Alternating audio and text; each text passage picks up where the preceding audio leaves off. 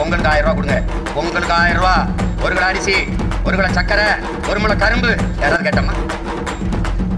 ஒரு முளை கரும்பு எங்களுக்கு, 1 முளை கயிறு உங்களுக்கு விரைவில் படிக்க.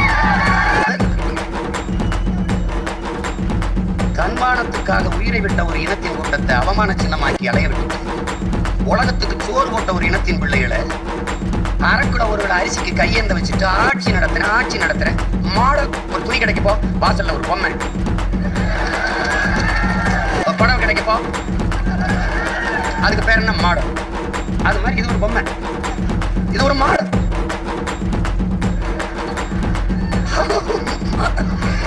திராவிட ஆட்சின்னு சொல்ல முடியல, திராவிட மாடல். ஷாருக்கான் மாதிரி நம்ம ஐயா ஸ்டாலின் ஒரு மாடல். எதுக்கு மாடல்? கேடுகட்ட ஆட்சி, கேவலங்கட்ட ஆட்சி.